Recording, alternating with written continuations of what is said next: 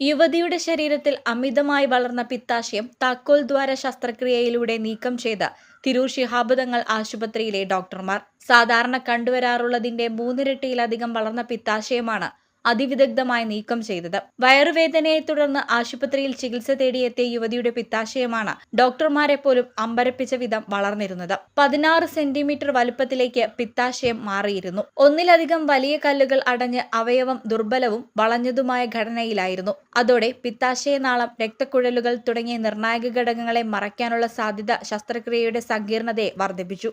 ശസ്ത്രക്രിയ വേളയിലാണ് പിത്താശയത്തിന്റെ അമിതമായ വളർച്ചയും അപകടകരമായ സാഹചര്യങ്ങളും തിരിച്ചറിഞ്ഞതെന്ന് ശസ്ത്രക്രിയയ്ക്ക് നേതൃത്വം നൽകിയ ജനറൽ ലാപ്രോസ്കോപ്പിക് സർജൻമാരായ ഡോക്ടർ മുഹമ്മദ് സൈഫുദ്ദീൻ കൊളമ്പിലും ഡോക്ടർ നിദ മുഹമ്മദും എഡിറ്റർ ലൈവിനോട് പറഞ്ഞു. പ്രത്യേക ശസ്ത്രക്രിയാ തന്ത്രങ്ങൾ അവലംബിച്ചാണ് അവയവം സുരക്ഷിതമായി നീക്കം ചെയ്തത്. ഇതിനായി മിനിമൽ ഇൻവേസീവ് ടെക്നിക്കിന്റെ പരിഷ്കൃത രൂപം ഉപയോഗിച്ചു. സാധാരണയായി തുറന്ന ശസ്ത്രക്രിയ ആവശ്യമായ നിലയിലുള്ള ഇത്തരം അവസ്ഥയെ കീഹോൾ ശസ്ത്രക്രിയയിലൂടെ സമർത്ഥമായി കൈകാര്യം ചെയ്യുകയായിരുന്നു.